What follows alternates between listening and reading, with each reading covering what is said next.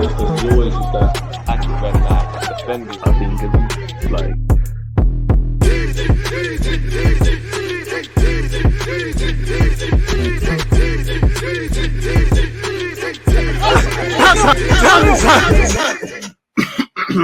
Almost died there, but you know, it is what it is.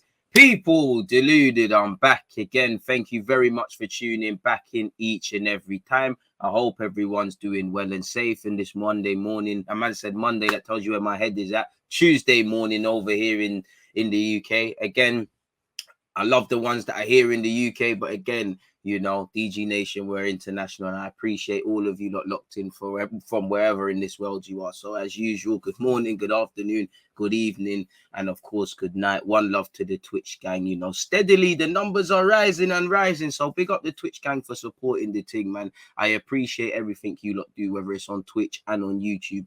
In relation to Twitch content, I'm back again at 4:30 for my Football Manager heads. After this, we go over to YouTube at 11:30 to focus a tiny bit more. We talk about a lot of stuff, but focus a bit more on my club, Arsenal, and them things. And, you know, today, obviously, we're going to get into this Liverpool stuff that you saw coming out over the night and whatnot. There's a couple other ones and twos. We'll go over the transfer business.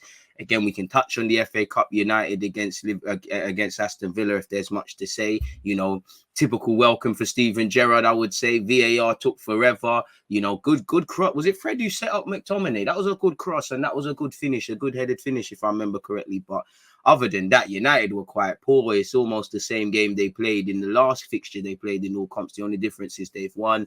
It's the same old problems with United. Still not understanding the system. Still not seeing what you want to see, I guess, from a United perspective. But the FA Cup, I'd swap places with United, playing terrible and winning. I'll swap places with Liverpool, with United, with Spurs, where I'm sure if you just isolated to the FA Cup, did everything go to plan? No, but they're in it and we're not, obviously. And obviously in a couple of days we play Liverpool in another cup competition. So So it is what it is in that regard. So yeah, man, I think Aston Villa had chances, didn't put them away. Ollie Watkins had a very good chance. Other than that, can't be any complaints as to why they lost. They didn't do enough.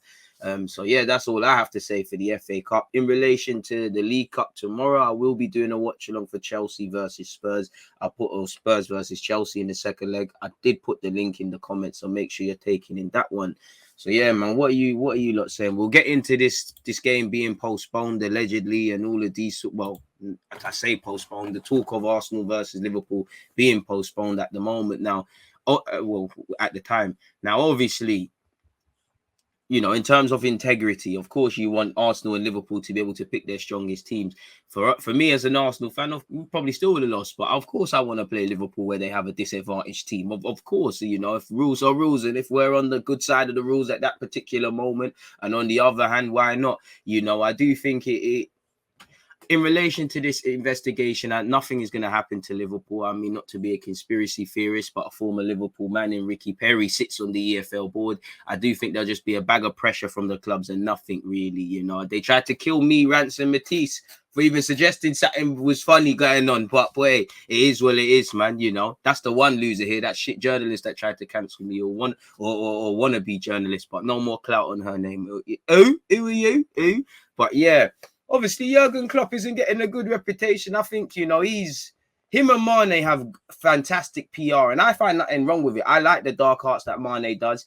Every manager's a moaner, but Klopp is not this happy-go-lucky guy that's just shouting boom all the time. All you got to do is he's your best friend when they win. When they lose, he's ready to shout. And Klopp likes to bend the rules. I'll be real. And, you know, Liverpool are facing pressure allegedly from clubs. I don't know. I think Jurgen Klopp, you know, if he didn't say certain things, then maybe this wouldn't happen. He's damned if he do, damned if he doesn't. For me, if I'm Liverpool, I'm saying, you know what, it is what it is. Fight us. I'll shut up about it. You know, nothing's going to happen, really. They're not going to kick Liverpool out. They're not going to find them. They're not going to do anything. Nothing is going to happen, man. So it is what it is, man. Before we carry on with that, I see you lot in the comments.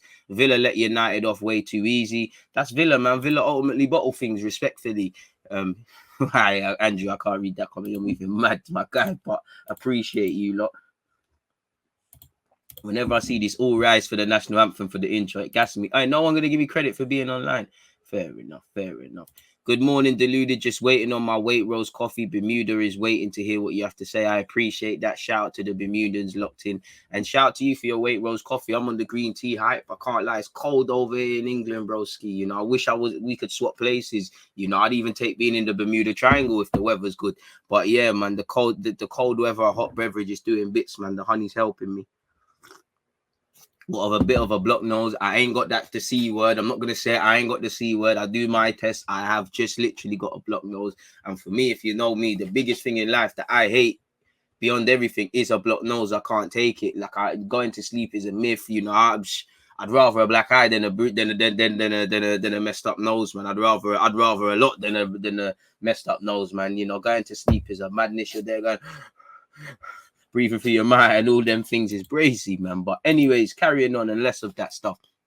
As an Arsenal fan, I don't know why our fan base is crying. Our game got postponed because of COVID. So when it happened with Wolves, no one wanted to say anything, but now it's a problem. Stop complaining about Liverpool, focus on the league and the EFL not making things clear. For me, I agree with you. End of the day, these things happen. Now, I'm not going to lie. For me as an Arsenal fan, I do think the C word, I don't want to keep saying it, but the C word is developed a lot and we're learning a lot compared to when Arsenal, we just had to get on with it against Brentford and Chelsea. I do think we were dealt a harsh hand, but fundamentally, it is what it is, man. I don't want to whine about it. You know, I do think there's one rule for Liverpool and the next rule for others. Same with Spurs. I'm always going to say that. People would say the difference with Arsenal. I think if Liverpool clamp someone and do a potential leg breaker, the language is different comparison to other people. You know, dead silence really on that Morton brothers tackle on Ricardo Pereira. Everyone wanted Kane skinned alive for his challenge. And Robertson did get sent off, but I've seen Robertson, Trent do them things and they get away with it quite a lot. I do honestly think there's one rule for Liverpool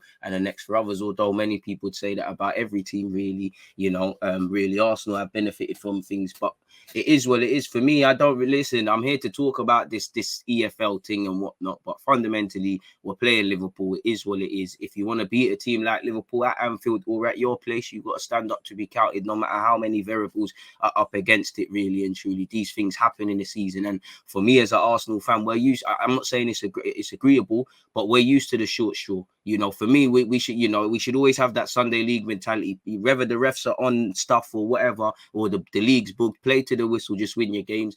And also, I do think when it comes to Arsenal and planning for the transfer market and, you know, the bodies we need for the course of the season, we need to be a bit more positively pessimistic. And what I mean by that is consider if worse comes to worse and there's AFCON, there's COVID, there's enough injuries, what's going on with our playing squad? And as you can see, we're down to our bare bones in midfield to the point where letting Ainsley Maitland-Niles go at the time isn't the problem. It's just, you know, you're down to your bare bones. You've let one next man go. What's going on, really? Soon there's going to be no one to play, really. You know, we're going to have to get, I've said it, but the way it's moving, Arteta and Edu, them men are going to have to register as free agents, you know. I don't think the Wilshere thing's going to happen, but it's looking like you might need to do that. And even Jack Wilshere, he's played 50 games since he's left Arsenal. You know, when was his last game? Probably like last May or something like that. I'm sure he's 100% fit and things, but to play devil's advocate, you can be fit, but are you fit for the league? Now, quality, technical level, Wilshere's got all of that. But is he ready, you know, to cope with the fixture demands? You know, could he have done any worse than the two midfielders we saw? You know, unfortunately, you know, doing Patino a bit dirty there, you know, Young G, Lokonga's still my guy, but could he do a lot worse? Could it have been better if you had Patino next to Wilshere? We were both of them in a three-man midfield, guiding them through that game against Forest. I don't know, but it is what it is. DG you thought the Liverpool stuff was a conspiracy. See, my sources were correct. Fair play, man. I'm a Liverpool fan. Big up the Liverpool fans that I hear as well, because you lot are, you know, I like you lot, man. I like you lot. I do think there's one rule for you lot and the next for others, but I like you lot, mate. I'm a Liverpool fan, but Klopp needs to keep his mouth closed. I can't lie, his politics are killing me. Hey, listen, hey, you're moving mad. You're moving mad. Man even has said he's a lefty. To be fair, politics and football, you know, they shouldn't interlap, but they should, man. And I think, to be fair with you, I wish I big up my guy Steph, because funny enough, before I was doing YouTube, I said Jurgen Klopp should be Liverpool manager, because forget all the tactics and all of that stuff. He's not, you know, he's a German. He's never lived in Liverpool prior, but he, for me, embodies what the club's about. So for me, if you know, if they, well, I don't know people's voting in it, but if Klopp was a Tory, there'd be a serious, you know, Tory Liverpool gaffer. boy, boy, it's a mazza. So yeah, man, it is where it is, really and truly. You know, I don't know where I stand on politics. It's easy to be a socialist with somebody else's money all the time, you know. And obviously, you need to care about being a socialist. Let's just get away from all of that, man. When are people going to clock the jab? To clock that jab, don't stop the infection and the spread of it. I don't know, man. No, you've got to be positively pessimistic, my guy, on a real thing. Because if I'm Arsenal manager, bro, I have to expect injuries, bro. Man, I'm not doing this Disneyland thing in that. Oh, you're not gonna get injured. AFCON's gonna come. Lukonga and these guys are gonna stand up to be counted. They're gonna keep us ticking over. You know, the man them are gonna leave AFCON, then they're gonna be back. No, man, I have to consider there's injuries. And as an Arsenal fan, I'm used to waking up and bare man just injured. Like we've done the most in it. Really, just a few years ago, we used to always get someone that used to be part of the gang back, Flamini, Jens Lehmann, Sol Campbell at the time. My word, when we brought back Flamini, we was gassed about that because we had a DM. We have been struggling, bro. I can't lie. We've been in a mess at Arsenal fans, man. Bro, I said that, Liverpool can come with their kids. But then in the cup, when it comes to the cup, you might not on it with us, we did beat you last time at Anfield. We did deal with you like the Community Shield. You don't play us with 11 men. Let's see what's going on. But on a serious note, I expect to get packed by Liverpool regardless who they put out. Like, for me, Mane and Salah not being involved is irrelevant because for me, Minamino, likes to be the cup guy against us. Firmino's Mr. Disrespectful. Bro, Jota is trying to level Salah and Mane for just writing off Arsenal. And there'll probably be some next one going on, man. Of course, Firmino loves us, man. Yeah, the only game he gets a goal against, really and truly. Other than that, he has to compensate on working hard and being the gel of the team and stuff. We're the only team that makes him look like a goal scorer. Morning, DJ. I see the numbers steadily going up. You love to see it. Come on, Twitch gang. We're rising. We're rising. We're rising. Going up, rising. I'm too childish at times, man. I'm way too childish. Pause. But on a serious note, though, keep your opinions and whatnot coming, people. Listen, if you're wondering what the hell these are, that's because I've been delaying uploading on Spotify. Make sure you follow me on Spotify. There's about 4 or 5 episodes to come online. One of my goals for 2022 was to make sure I'm getting the MP3 formats for you guys out because I know a lot of you, I appreciate you lot that listen to me on your phones and stuff on your commute, but it might be a big ask on the data. So if I can look after you lot on Spotify, why not? But allegedly, the EFL is under pressure to investigate Liverpool's postponement after Klopp's admission. Klopp snitched on himself, coming like Pooh Shiesty. But anyways, the EFL is under pressure to investigate why Liverpool players who tested positive for COVID-19 before the postponement of their Carabao Cup semi-final first leg at Arsenal were subsequently found to have been negative, with the Anfield club facing questions over the scale of their recent outbreak. Now, to play devil's advocate, if nothing happens to Liverpool, I think this sets a dangerous precedent, and it's bad mind, but I would like Arsenal Football Club to take advantage of it because, we had to play when we was down to our bare bones. If there's a way we can exploit these rules, which clearly Liverpool have, right is right and wrong is wrong, but, everybody can't have dirty hands and we're the ones screaming how clean our hands, and we've got to do dirty stuff to live clean. So maybe, being devil's advocate, maybe we should have tried to do this on the eve of the Nottingham Forest game, because they were having COVID issues. We were having COVID issues on top of playing poor. We had a poor playing squad. Make no excuses. We lost because we lost. But, maybe if it gets postponed, then you get your Xhaka back. Then you get your, Gabriel will be back from his suspension by then and all of these other things that are going on. In fact, saying that, then Gabriel would be out for the Spurs game. So you get the point. So allegedly it is what it is. Apparently, the Athletic understands that the EFL has received complaints from some of its clubs over the postponement. Again, Ricky Parry sits on the EFL board. Liverpool are booking the thing. Nothing is going to happen to Liverpool. Following Jurgen Klopp's admission that all but one of the club's positive tests were false positives, meaning later tests showed these players didn't actually have COVID. Boy, who knew that Arteta's tricky Reds got man scared? It's crazy.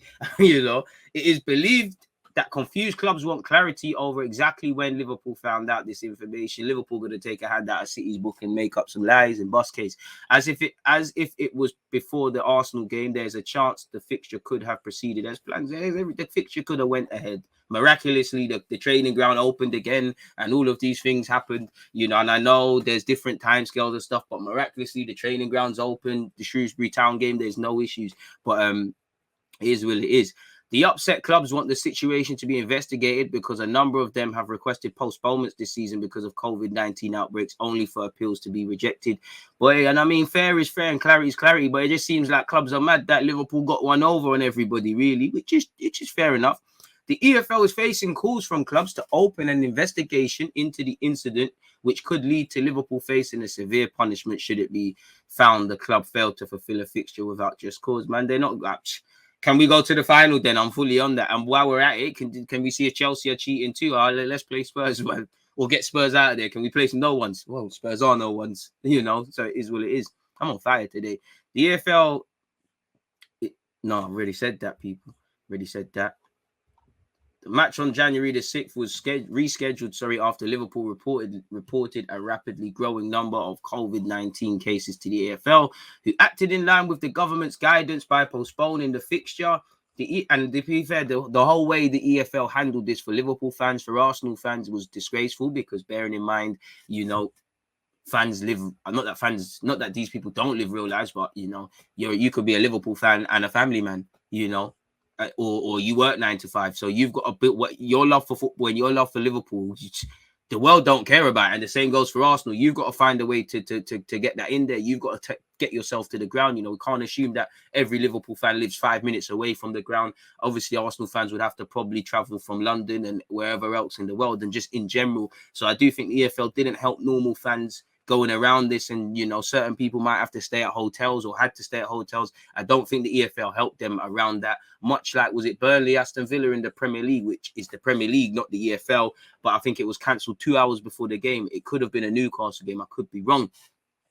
So yeah, it is what it is, people. Having now fully reviewed the circumstances involved, the league has accepted Liverpool's request after determining, albeit reluctantly, that the postponement was the only option as the clubs look to mitigate against the further risk of infection among its squad and staff, alongside ensuring public health was protected by not travelling from Liverpool to London. Klopp has, however, said that later tests showed that only one player, Trent Alexander-Arnold, actually had the virus in. Boy, that means no spam crosses in it, so it would have been calm, really. According to sources, Liverpool underwent at least 2 rounds of testing prior to the postponement. The first round, involving the use of lateral flow devices, highlighted a number of COVID cases. And obviously, credibility in relation to Liverpool and what Liverpool say is one thing, but I'm no medical man, but how valid are these tests then in general, like in life? How valid are they then, really? I don't know. I'm just a football man. I don't know nothing about. I know about NHS, but I don't know anything about medical stuff and all these things. But the second round, involving the use of, well, you know, I can't say that. Let's just say PCR tests carried out by an independent laboratory also highlighted a number of positive cases. But a third round of tests conducted after the scheduled first leg indicated that the players in question were in fact negative. Liverpool did not comment when asked to confirm this and to explain when the results of the third set of tests were revealed. Boy, Liverpool. 1 rule for them, 10 rules for other people. False positive results are considered highly unusual, with analysis by the NHS test and trace showing LFD tests to have an estimated specificity of, I can't say that, of 99.97%. So it's almost unlikely you can get a false positive. So, and Liverpool had a number of them. So what's going on there, Jurgen Klopp? You can imagine doctors, you know, media people. This is going to get wrapped up quickly. Liverpool are going to find a way to twang out of this, and there's going to be nothing. But that's, you know, it does look like a bit of an overreaction then to close the whole training ground and all these things, and it's just one guy. Klopp said allegedly, we had last week a proper outbreak, and it showed that we had a lot of false positives, a lot, where you're saying that it's very unlikely, but you've got a lot. It doesn't seem legit. But the rules are like they are, but the rules are like they are. So all these players who are false positives couldn't play. The only real positive came from Trent Alexander-Arnold, and all the rest were false positives. It is thought that EFL clubs want to be provided with greater clarity surrounding rules on postponements following Liverpool's successful appeal to have their tie with Arsenal pushed back, and questions now being asked about false positives. And, you know, like I said, I'll do the same thing if I was Liverpool for whatever reason. They're going to bug it again. You know, a lot of people, this is the precedent that's set. It is a crazy one. We all know, you know, we know it happened with Spurs as well, and we know that former ex-and Spurs and Liverpool man was quite vexed about it. So I can't really see anything happening to them, man, there. But it is what it is, man. That's that where that is concerned, and they're false positives, people. Make sure you're following and subscribing over here on Twitch, and you're doing the same thing on YouTube. We go again at 11:30, folks. Let's actually make sure we've got a good old timestamp in that one as well. If I can find my Google Doc sheet. Is this it? No, well, it is, but it's the wrong one. We started 10 minutes ago. You lot watch AFCON, by the way, people. Obviously, it's been quite interesting. Obviously, speaking of Liverpool, you know, Senegal, Liverpool, Mane's bringing his, you know, his dodgy officials over. They got for me, a dodgy penalty, if I'm honest with you. And, you know, it's heartbreak for the Zimbabweans out there, you know, to lose it right at the death. There's been some interesting games and some entertaining games. Not been too much in terms of goals. I would say the best match I've seen so far, probably Morocco, Ghana, in terms of how end-to-end it was. It was probably lacking in quality. I did like Senegal's Zimbabwe. I watched Gabon, you know, Noah Bamian, they won 1-0. When he's back, they probably lose. I'm missing someone else out. But yeah, AFCON's been decent little start. I mean, it's not that I back it. I mean, I can't really see anyone apart from Senegal and Algeria winning it because they got the two strongest teams, although I do think Morocco could do a thing. Excluding that. Nigeria versus Egypt today. Again, that should be lit. Mo Salah against Iwobi. It should be lit. Hopefully Kelechi does something there, man.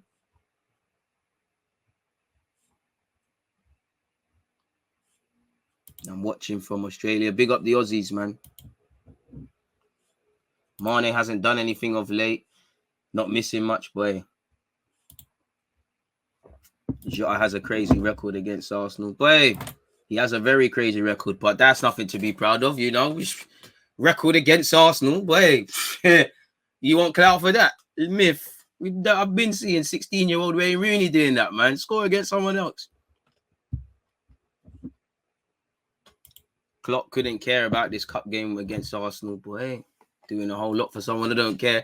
But the whole false positive thing with triple vax players is a bit mad. It is. And what scares me is the precedent, man. You know, it really does scare me. I'm not here to talk about if they're vaccinated or not, but it scares me when I see comments like, oh, you know, like I can't lie. I do think Jurgen Klopp, all these Premier League managers, they're unnecessarily trying to pressure people into getting vaccines when it's at your it's at your discretion.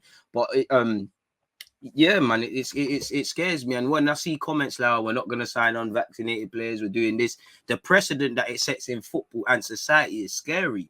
It's just like when Thingy, you know, obviously, I do, you know, I don't like to see, we're all allowed a voice we're all allowed a voice in general. We're all allowed to, if we wanted to have a voice on socials. Sadly, we know in life, a lot of people, you know, typically right-winged people start using that to rile up people, to exploit people and start, pardon me, hating. We've seen it with Tommy Robertson, twat, Katie Hopkins, twat, and et cetera, et cetera. But I did think the precedent it set when these lots, like platforms were closed down, I was happy for it because I do believe in theory, chat shit, come off the thing, simple as that, especially when you're doing that. But it set a bad precedent. Lo and behold, there was a good Twitter account called Politics for All. He was offered, he or she, I think there was a 19-year-old boy or girl behind that account. Very good account, you know, when it comes to politics and things like that. I used to follow it. Very good account. Apparently, he or she or whoever, they were offered a handsome sum. I don't know what handsome sum is, but handsome sum in it. I'll let you lot imagine. They said no. Lo and behold, boy, the thing's gone. It's been shut down. So it's almost like what Pablo Escobar said, silver or lead. They tried to give my man or my girl the silver, And the lead is clipping the account, innit? It's you got to look at the precedents, people. It's the precedents. And obviously going back to Liverpool are in cahoots with the EFL. You got Mr. Ricky Parry, who's been with them man there already. Like, you know, he's worked with Liverpool and things like that. There's probably a bunch of others. So nothing's happening to Liverpool. And to be fair, I don't really care for this. Reality is, throw the book at Liverpool if they've done something booky, but we're playing them on Thursday. Yeah, you know, they've waited and whatever, but we're playing them. Just putting a shift in it, then it's irrelevant. You lot are going to have them Man City lawyers, man, 100%. All of a sudden, you lot, nothing's going to happen. That's why it's going to stay here. I'm going to spat out, but I didn't expect that comment. Big up Green Red, man. Nice to see you here when you're not slandering me on FM. You said, I want to see a DNA test to confirm Ranić is the father of Gen Press Football. Boy, he's a bookie stepdad, man. You know, his girl just never told him he's not the father. If the pressing was a youth, the youth don't look like him. The youth might be black, really and truly. So it's not his youth, but he's still deluded, really. You know, he done a good story, and Klopp and Tuchel twanged the nation. You're like, yeah, but come on, man, that is our dad. He told us how to play. We owe our Champions Leagues at this club to him. We owe the Premier Leagues. We owe the Premier League title at Liverpool to him. Lo and behold, he's moving big. He should care. Only 2 trophies in 6 years isn't a good return for an elite manager. For all the song and dance made about Jurgen Klopp, you would think they won the treble. They spent no money, but that's a bit harsh. I mean, he's revolutionized Liverpool. You know, he's got the 2 Champions League finals. Fair enough, he's won one and one Premier League, the first one under 30 years. Over 30 years. I don't think you can belittle his achievements, man. I hear you, you know, but I just think in general people do that. Like, Klopp could have won more, probably should have won more, you know, if he was this good and all these things. But that's, even if he doesn't, that's fantastic. It's like, you know, Ferguson probably should have won more in Europe. You know, Wenger done fantastic things for Arsenal, should have achieved more. And the same goes for players, man. A man said he ain't the father, DG. Who is the real dad? Find out on the next episode of Keeping Up with the Rashfords. Rashford, wait, I don't know, man. I like Rashford a lot, but he's got the decision making of a 16-year-old. Like, he just does bare accidental drillings. Even when he scores, it looks accidental, and he looks a shadow of his former self. He looks scared. He looks confident, short. It's not nice to see people like that with Rashford, man. No shame in that. You can't chat to Pep. Like, in the whole scheme of football, you know, Klopp has given Pep some stressful nights. We can't chat to Pep. Not a lot of people. There's nothing wrong with that. You can't chat to Pep at all. Keeping Up with the Rashfords, bro. You lot are creative as fuck, man. Pardon my French. Deluded what Scoochie, my guy. I heard on one of the Rancis shows you had to cook one person on Twitter. People should know better. Don't awaken the beast. Passion for real. I appreciate that. And you know what? It weren't, bro. She cooked herself. Like, not just her, they cooked themselves because they tried to lie on us. You know, R.I.P. Jurgen Klopp's mum and anyone that's struggling with COVID. But they, you know, they tried to say that we mocked his mum and things like that. You know, an hour long thingy, man tried to fight in 30 seconds and it didn't even and twist the narrative. Once again, liars don't prosper in life. When the hate don't work, they start telling lies, man. And what I've noticed, you know, it's I don't want to keep going over this, but it's the public is one thing. Whenever people have tried to do me dirty on socials and I'm preying the retweets or the likes or people that are fueling agendas, it's always some wannabe YouTuber, some failed journalist. And I haven't got 1 million subscribers and done all these things to be. I don't belittle no one. It's a tough ask, it's a grind, but it's always these struggle people that are always trying to do this. It's not gonna, you know, slandering me isn't going to get you DG Nation. Slandering Matisse isn't going to get Chelsea fans to fuck with you. Slandering Rants isn't going to get all Rants' people, them over there. So, boy, you know, boy, how you can carry that ugliness in your heart, that nastiness in your heart, it's shit people, blood. Shit people, man. Shit people. Anyways, man. Fan base finally turning on Rashford. Let's go. To be fair, man, just Rashford's like, it's just the decision making. It's on the floor, man. Like, it's just passing when you need to shoot when you need to pass, running into blind alleys, playing with your head down.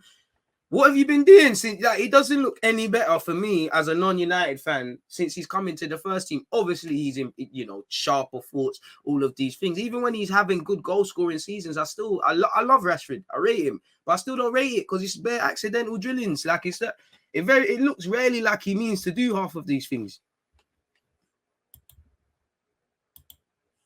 Hey man, footballers could do what they want with their hair, but Rashford just looks like a dud. Like you don't.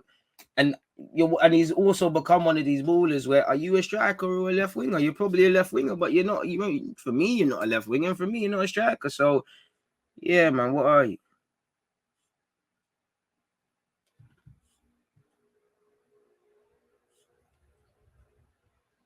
It's crazy, man.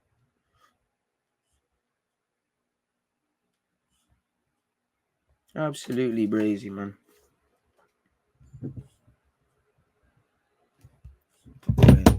What else are you lot saying?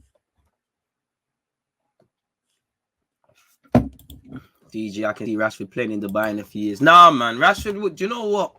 Rashford will come good in my opinion, but it's come to the thing now where he does need a coach that's going to get real hands on with him. But it's now where he's at the age he needs to decide. Do I want to keep? You could have a good career just doing what you're doing. You're going to be at United for a while, or do you want to be someone 30?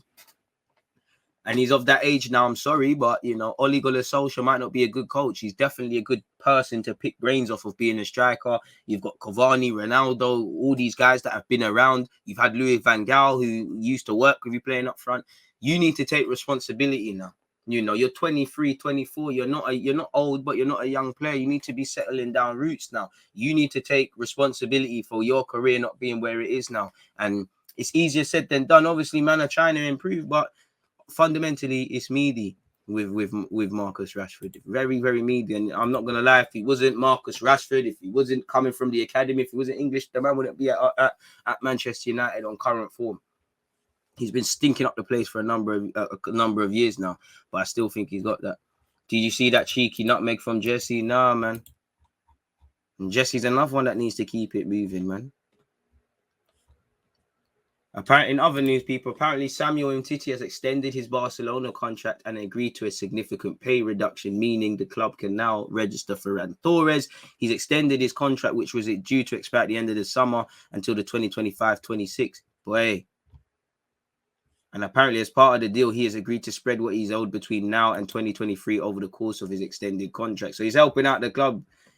Big up Umtiti, stinking up the place. Speaking of stinking up the place, he's been stinking it out at Barcelona. Apparently, Chiesa is out for the rest of the season, people, after getting injured in the Roma game, people. Boy, he's gone. Torn ligament for the 24-year-old. That must suck. That must suck. Apparently, Harry Winks has said, Conte has given me opportunities other managers didn't. How many games you played under him? Stop breading, man.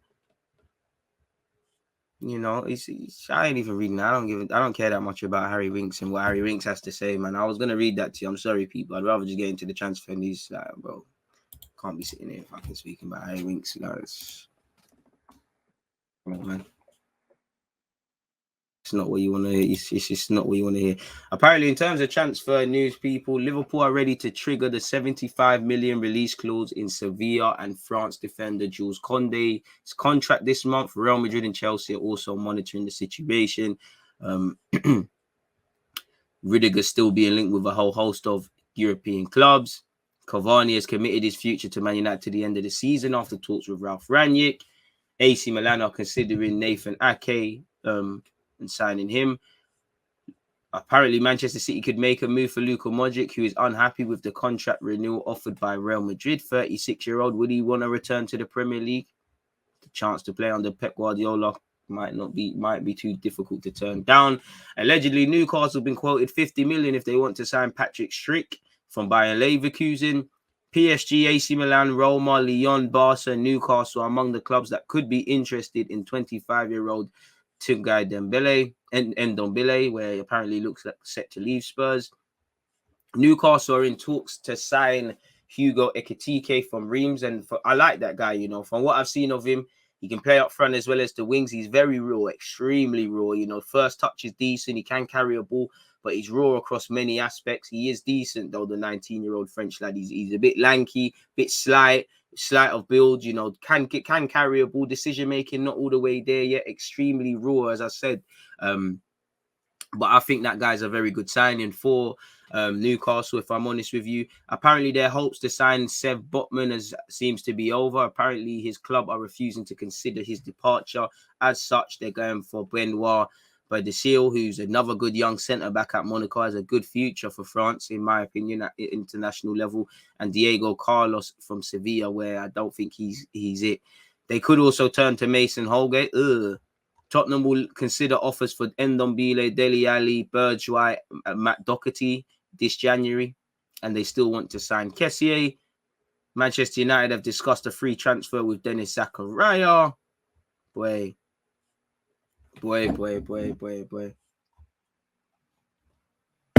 That's the BBC news column.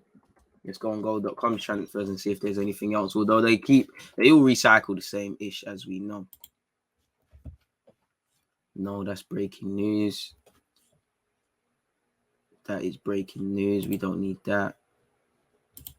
Apparently, Barcelona have approached ex-Chelsea star Oscar to replace Coutinho, but haven't done anything with it,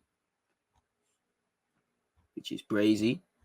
Aaron Ramsey, not the Arsenal one, has joined Cheltenham Town, the Aston Villa Youth Academy prospect. Modric has agreed Real Madrid contract extension, so as you can imagine, that's put to bed the City rumours. Spurs have turned down 15 million for Steven Bergwijn. Stick to YouTube, brother. Apparently, Leeds United can only make loan signings as they seek to abide by financial fair play. Kingsley Coleman is set to sign a new contract with Bayern Munich. Karius has been told to leave Liverpool. Liverpool goalkeeping coach John Atchersberg has urged Karius to secure a move away from Anfield in the winter transfer window after becoming fourth choice for the Reds.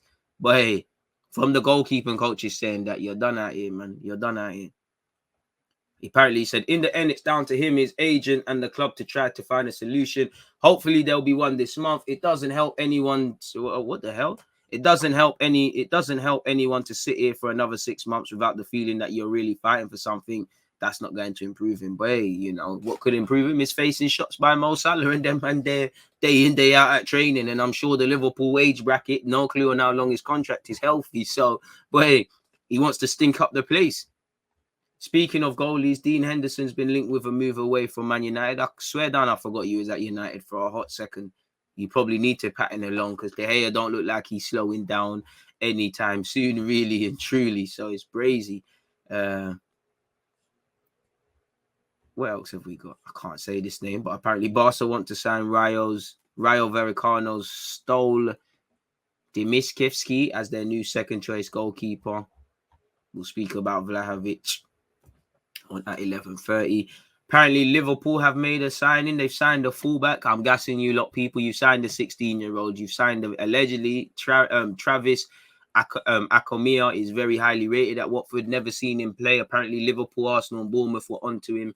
It didn't happen. He's joined Chelsea. You know, I feel sorry for Watford because their best youngsters just get clapped, but their academy is a bit leaky, or people that used to be involved was a bit bugged. So I can't really say I'm confused, man.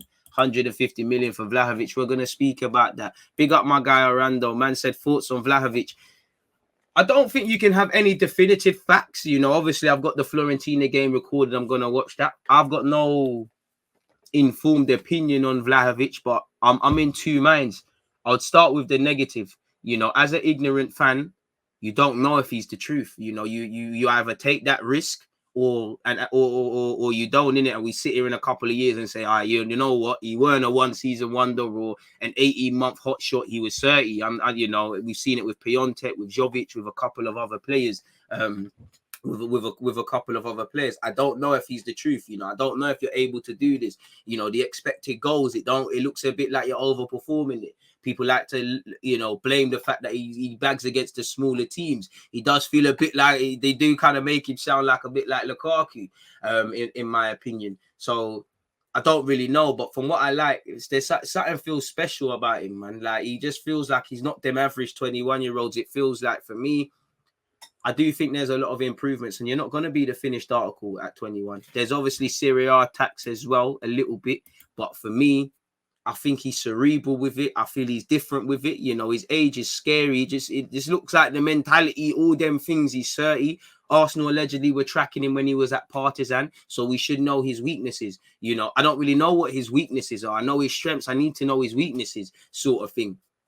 And the outlay does look a bit scary, but we're gonna have to take the risk, really. From what I like, he looks cerebral, looks like a goal scorer. General play could improve, but he shows a willingness to do it. You know, not the quickest, but not the slowest, presses well, knows how to finish. Seems like he's got the mentality. You know, obviously there's resale value. The man's spoken on wanting to play for Juventus, Real Madrid, all of these things. So if he did sign for Arsenal, there's the reality that he's going to be sold on. And the crucial thing for me is he needs to fit this system like a glove. Now, I think he does, but my opinion's irrelevant. It's Mikel Arteta. Does he fit your system like a glove? I can't say Lacazette, Aubameyang and these guys did. At times, Aubameyang's been bagging. Of course, it looks like he's fitted it, but he hasn't fully done it. Lacazette probably fits it more than Aubameyang. General play, all of that. But as you know, he doesn't come with the goals factor. And I'm sure Eddie does to a degree. And I think as an Arsenal fan under Arteta, I've been saying this, that I knew that as well. If he could fuse all the strikers together, which you can't, you'd have his striker. I think he likes elements of these strikers. He likes the fact that historically Aubameyang gets goals, Lacazette's general play, and Eddie's Eddie, innit? He likes him, innit? I don't know why, but he likes Eddie. But I don't think he's convinced on any of them. And as you know, in this day and age, I do think it's a bit harsh. You could score goals that historically Aubameyang scored goals. Man, talk about he doesn't do much. Lukaku as well. But it's also about what you're doing when you're not scoring. And what is Vlahovic bringing to the table when he's not scoring? These are the things that I can't necessarily answer. You know, what I hope is that he's not the only target, because it seems like we're very encouraged to spend a bag on him and get it done. But if he says no, or keeps saying no, or keeps acting like this isn't the thing for him, it's an issue. For me, I'd be sitting there and saying, listen, I hear you want to join them clubs, but Arsenal's a big enough club in its own right. Arsenal have to be humble and admit where we are and say, listen, you come here, adapt to the Premier League. Well, in a couple of years, Juventus, Real Madrid, these teams will be onto you. Look, you can leave, in it, really and truly. You'll be you're 21 now, you stay here for 2-3 years. Oh, Bob's your uncle, innit? Go and do what you're doing, really and truly. So I like what I see from him, but I don't have, I can't tell you in my heart. You know, I want him to come to the club. I am enticed by him. I do like what he's bringing to the table, or could, in theory, bring to the table. But yeah, that's what I feel on Mr. Vlahovic, if I'm honest with you. What should I call this title when it goes on YouTube? It is.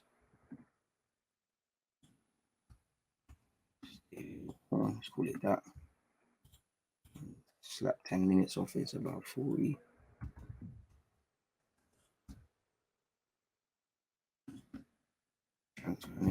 Sorry, folks. We're just making timestamps. I told you there's no other content creator that cares about you lot like me. I care about you lot's replay value.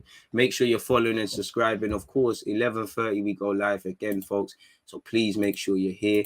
Obviously, make sure you've hit the like button on my YouTube videos for my watch along tomorrow. And your reminders, because it's Chelsea versus Spurs, Spurs versus Chelsea. Two teams I'd rather both lose, but it's not how the cookie crumbles, unfortunately.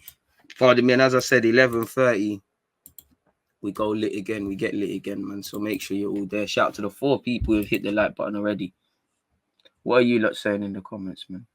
Loan with the option to buy. If he's ish, you don't have to buy him permanently. I hear that, but Vlahovic and Florentina, they want confirmed P's, innit? Like, my man's, his contract's done next season. So summertime, they're going to have to sell him. And they might get more for him. They might get less. Because, again, I'm sure Vlahovic would make sure he's not a Florentina player next season. But if they run that one down, as you know, he's leaving for free. Regardless of if he's going to be good or not, do you really want to lose potentially 70 million euros?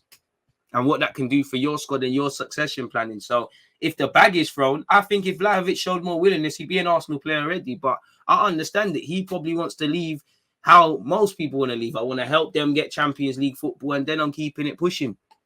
Leave with my head held high sort of thing. Spurs match coming up and not a single midfield signing. Probably naive to expect. Even if you sign a midfielder, I don't think you're going to see one start it for the Spurs game. We're going to have to put up with it, innit? Everything that happened, I've got sympathy for fans. I've got no sympathy for Edu and Mikel Arteta, because the squad wasn't equipped in the summer. You needed a midfielder, and it's shown naivety. Arsenal's top 4 hopes, I've been saying it, are going to live and die on that midfield. And already, before we've talked about how crazy January is and we need to bring in a midfielder and stuff, we've been saying this since August. We've seen Xhaka miss out because of COVID. We've seen Xhaka be out because of suspension. We've seen Partey go through things, El Nene go through things. So you should know we need more players in this team, especially in midfield. And for me, even when Partey and Xhaka are our first choice midfield pivot, is that the thing to help us get top 4? Not just this season, but beyond. Because you're seeing the building blocks now, little Ramsdale there, Tierney and Tomiyasu, decent fullbacks now. The centre-backs are doing their thing. We've got 1-2 little options in the final third. Martinelli, Smith-Rowe, Saka, Odegaard. The rest of it, it's going to live or die by the midfield. Them man, they are not going to get to the next level. Vlahovic is not going to get to the next level if he signed for Arsenal Football Club until our midfield is addressed. How many times do you see Arsenal's attacking players have to drop to the halfway line? What do you think is going to happen with Vlahovic? Naturally, if your 10 can't get on the ball because of the midfield, he's going to drop. If I'm a striker and I need my 10 to give me the ball and he's dropped, what am I going to do? I'm going to drop as well.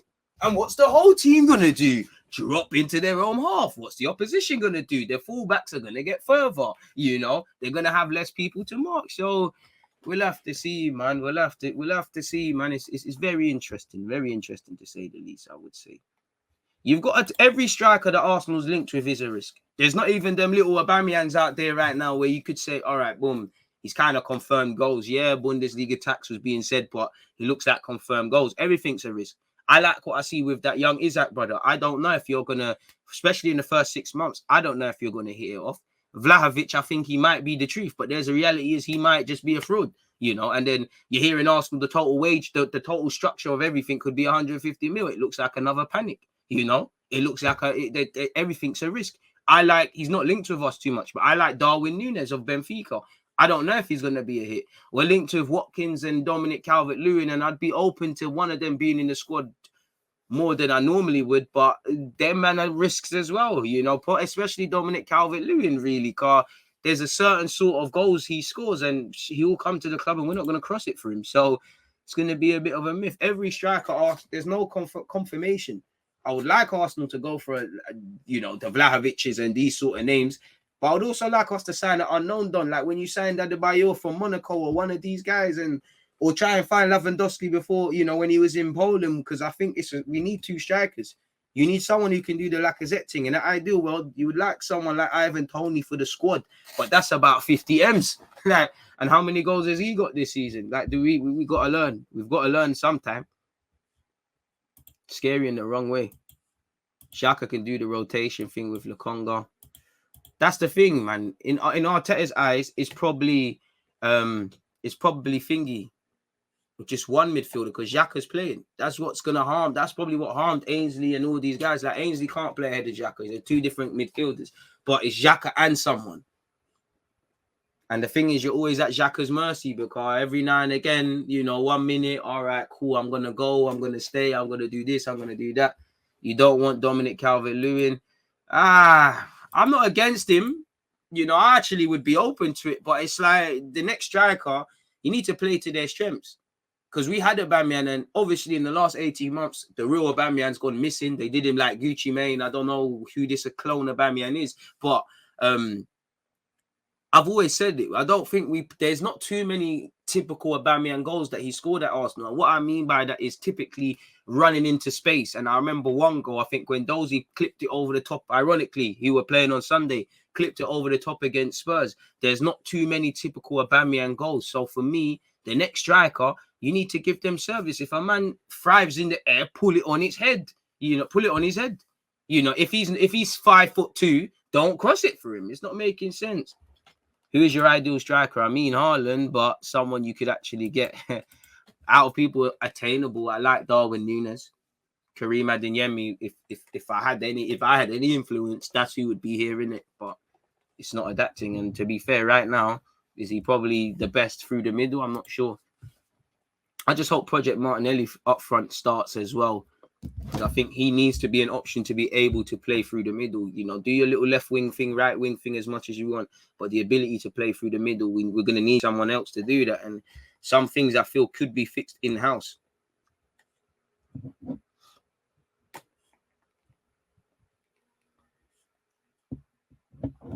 Which is crazy.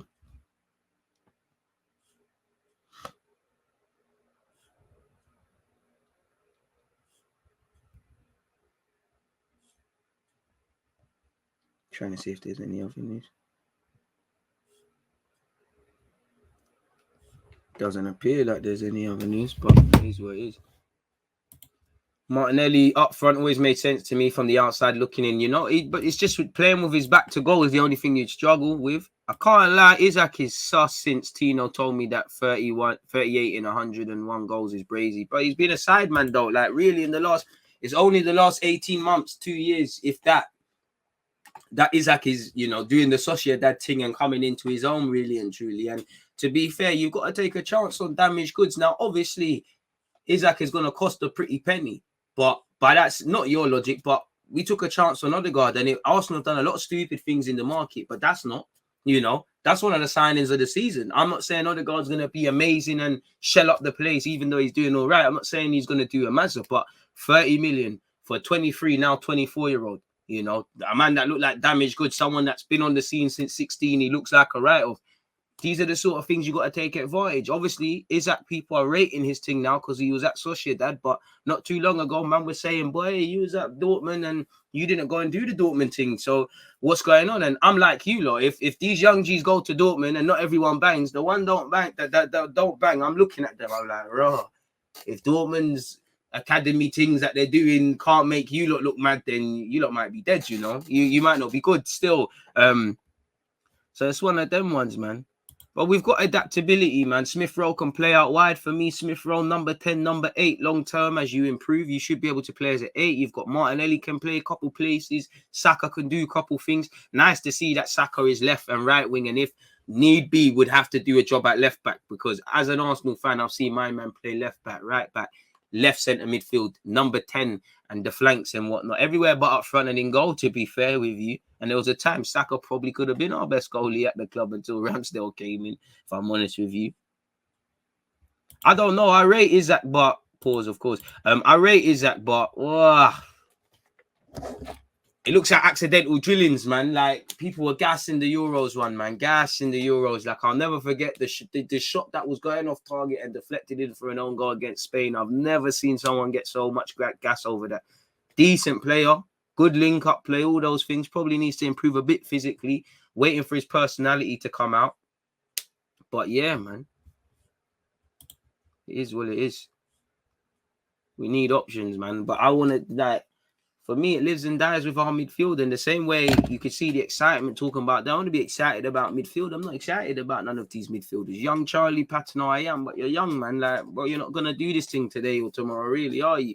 Partey, I like him, but it is what it is with Uncle Partey. Xhaka, it is what it is with Granit Xhaka. El Nene's not here past this season, rightly so. Ainsley, that thing is done now. You know, Lukonga, I like you, but you need to learn. You know, you're not ready right now to be first choice because you're not moving like a first choice done, you know.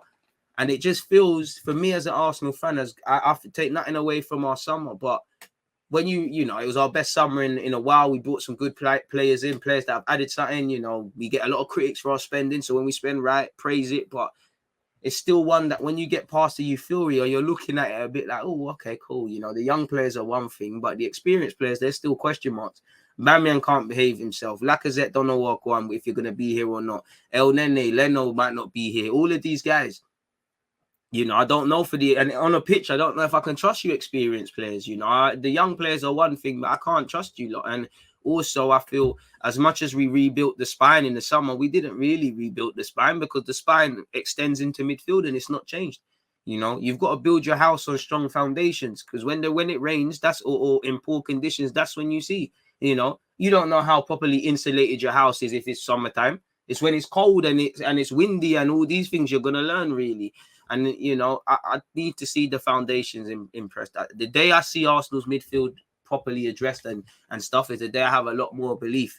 I don't have much belief where we've got this midfield because I know at best it's a ticking time bomb. There's games it clicks, there's games it doesn't. And again, we overcompensate. You know, you see centre halves have to keep stepping into midfield and force things because we ain't got that midfielder that can take the burden off them. We've got Xhaka who can play a diag, but needs a million years to be able to do that. And you press him, he's in problems.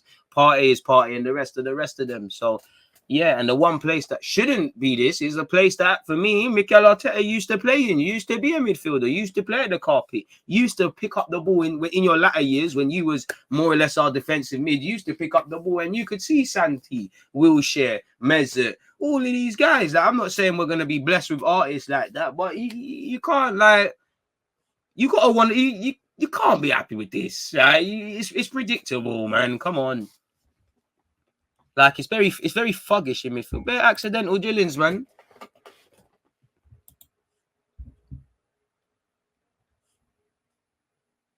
Saka would make camera saves.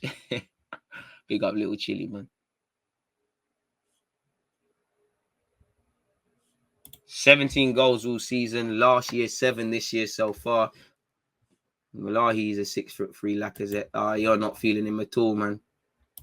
Would you take Ronaldo? Apparently, he wants to move back to England. If he does, why not? But I saw that he's trying to do his thing. Not sure why he's putting his full faith on Xhaka. I mean, I'm sure Xhaka's a good guy. I don't think he's a bad player. I think Xhaka should be part of the squad. I just feel with Xhaka playing, it's the same logic that saw us taking a decent player, which is Giroud, and expecting him to be the 20 league goal man. Sometimes stop putting players, I like promoting people, but sometimes, in life, you know, not everyone can be a manager. Not everyone can be a leader. Not everyone can be in certain positions. And I feel we do that. We take a lot of players that are sometimes not necessarily bad, but we'll take squad players and make them regulars. We'll take a striker that's, you've seen it with Giroud. Giroud has scored some decisive goals, but if you're looking at him to be your goal scoring man, it's very different. We're looking at him to be the guy to finish what Ozil was setting up for you. Lo and behold, it didn't cut the mustard.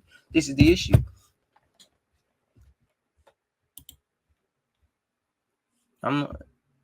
It's brazy, man. It's brazy. It's brazy. It's very brazy. It's very brazy with Arsenal. Hopefully, I just want to centre mid, man. Like, don't get twisted. I'm entertaining all this Vlahovic shouts and stuff, but centre mid, man.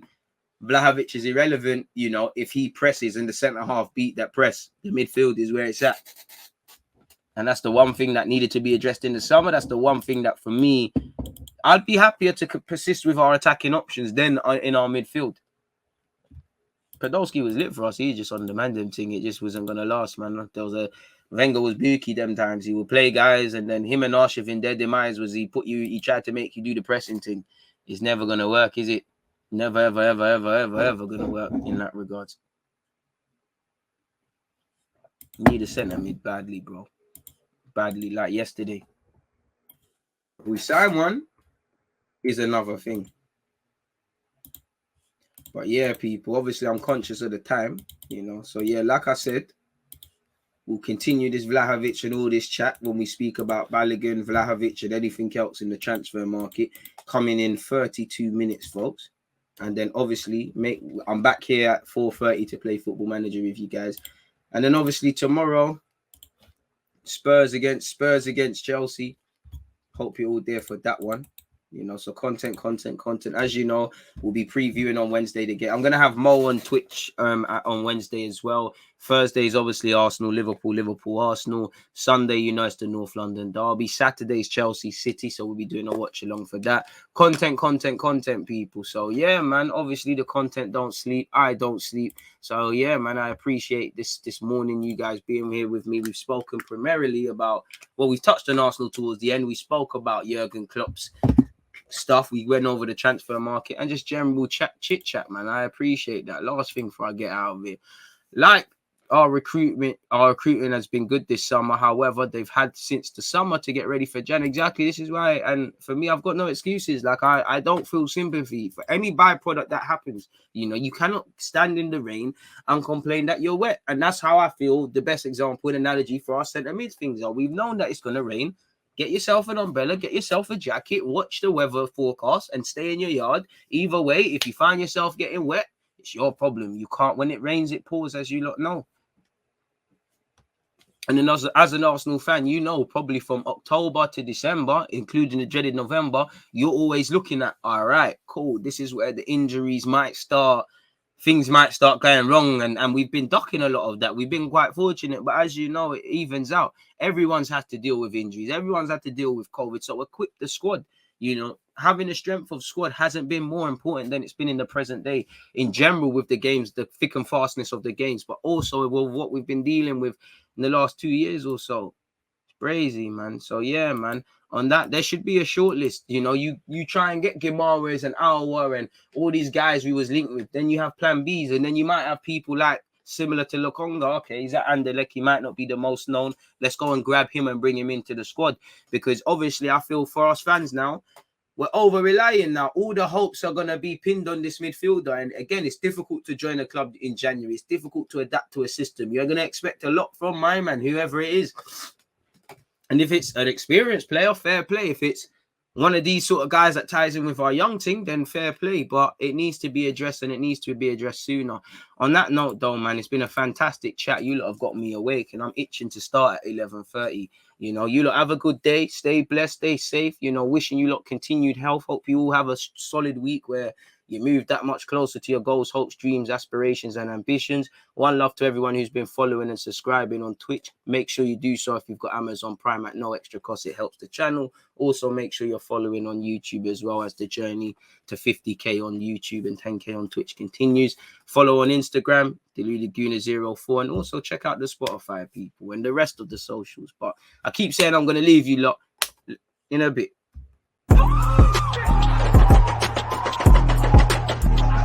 Because you always use that active red flag, defending. I think it's like